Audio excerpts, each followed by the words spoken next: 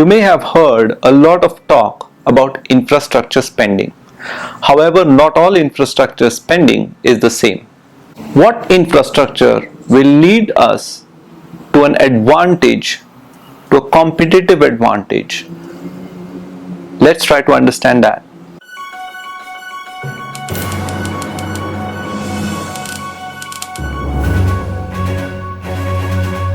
Hello everyone, welcome to Right Views. Now, infrastructure spending has been a favorite of policymakers, politicians, economists, and many analysts. They believe that infrastructure spending is the first and important step for creating the economy that we need. And naturally so. Infrastructure spending has got one of the highest multipliers that we can talk of. Multipliers means a dollar or a rupee spent in infrastructure leads to more than a rupee of GDP, of growth, of economic prosperity. That's why infrastructure spending dominates the discussion when it comes to government spending. But not all infrastructure spending is the same. The first of this kind was done by Franklin Delano Roosevelt when he created a big infrastructure spending stimulus in America and in the shadows of the Great Depression. He created the highway network system that connected every part of every state of United States from New York on the east coast to Los Angeles on the west coast. But that is not the full story of infrastructure. In fact, the critical point of FDR's infrastructure program was that it gave America a sustained competitive advantage that remained with America for the next 3-4 decades, starting from about 1950s onwards till 1980s.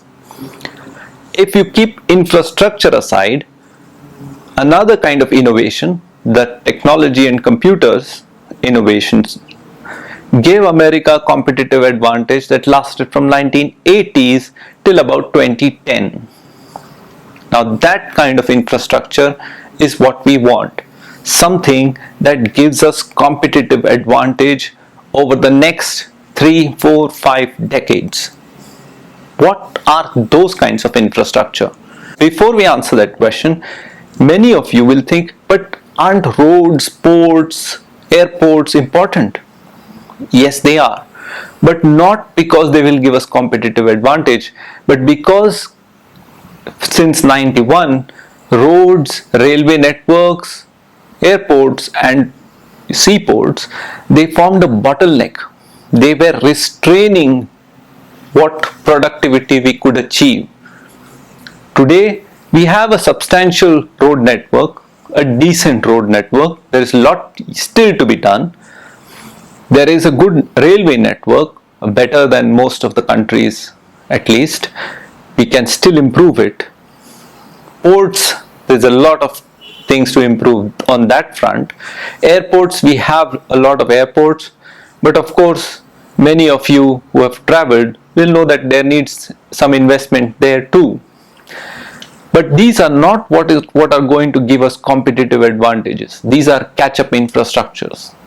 What are those competitive advantage giving infrastructures? Let's understand that. The first that comes to mind relates to national security. What we can do is we need to have an independent data network which is not connected to any internet. This can carry our defense. This can connect our power networks, power plants, national grids, so that they have one level of security from international attacks.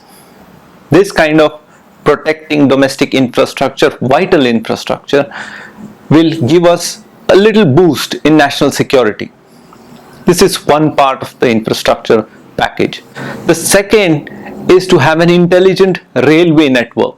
The railway network 2.0 if you want. Today we have autonomous driving systems that are available. We can easily develop many of them, particularly on railway tracks. We have carriages which have independent electric motors, so the carriage by itself can act autonomously. What prevents it is the control system, and railways have a good infrastructure to manage and map every carriage and track and guide every carriage through every place. Now imagine what can be done on such an infrastructure for cargo. Now, as you know, railways are very efficient at hub to hub connectivity. They are not very good at last mile connectivity, for which you need the road system. But hub to hub, that is, let's say if you want to transport something from a hub in Mumbai to a hub in Delhi, railways will be the cheapest and fastest. Combine this with an intelligent self-driving autonomous carriage. Now we can connect a hub in Mumbai to mini hubs in Delhi. This will create multiple efficiency points, and these carriages can assemble themselves into the train at Mumbai after Mumbai, after the Mumbai hub, and they can disassemble themselves right before the Delhi hub, and they distribute themselves into mini hubs. This will improve the rail efficiency even further. There are many more advantages and micro innovations that can be done when it comes to goods, passengers, and multiple these combinations of these. When it comes to autonomous carriages, there is a vast possibility in terms of autonomous railway carriage systems and mini hub to mini hub kind of distribution networks. The third is a corresponding intelligent road networks. We have what is called FASTag system now, but FASTag system also is not yet completely seamless. What we need is a gantry based system, non-contact, touch point based, so that when the car passes under the gantry, automatic toll is collected. We can also monitor these toll collections because they are fully autonomous and electronic. So there is no way to manipulate the earnings from the toll points. This will create a further efficiency on the road side. The fourth infrastructure idea that I want to have is something of a national supply chain network. Now, Amazon built on the road and rail network created a supply chain network. First it was done by Walmart in the US, where all the trucks started ferrying all across the country, carrying goods which were substantially cheaper in volumes that were substantially higher, which resulted in the cheaper prices, and it created some sort of a national goods network, a national goods highway of sorts. Amazon built upon it using technology. Alibaba did the same for China. A Chinese entrepreneur sitting remotely can tackle a global demand emanating from, let's say, Brazil or remote part of United States or remote part of Namibia and supply the goods. But these goods have to move from the remote interior China to wherever that demand came from, and that network is what will give our entrepreneurs an advantage while meeting global demands with their ingenuity. This kind of network is required in India. It will not only help the entrepreneurs, but it will also create employment by itself. This is the new age infrastructure. This is the infrastructure that is built upon the road and rail network which we talked about, the first generation infrastructure. This is the infrastructure on top of that. The fifth infrastructure, which is absolutely critical, is water, fresh water to be precise. Many wars will now be fought over water, is what they say, and it's true. Particularly Indic civilization, which has survived the water catastrophe in terms of drying up of river Saraswati and led to a transplantation of our culture from Saraswati culture to a Gangetic culture.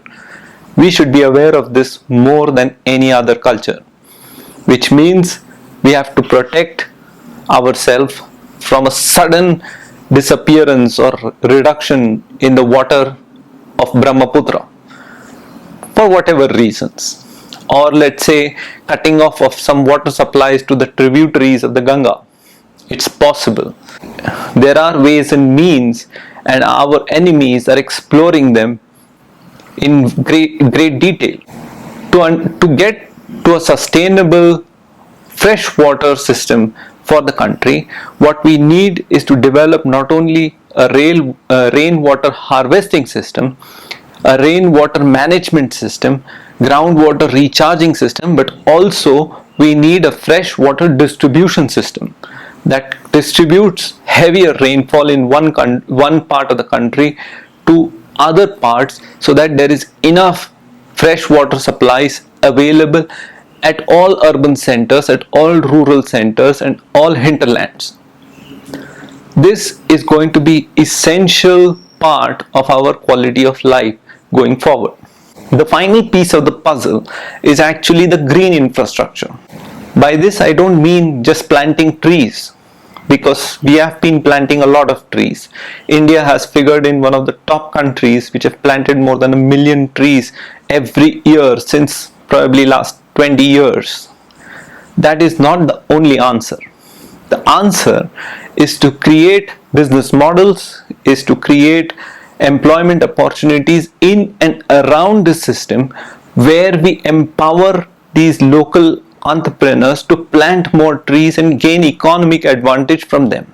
How we do that is a matter of design, it's a matter of innovation. This infrastructure will help us reduce our carbon footprint is one thing, but it will also extract carbon from the air.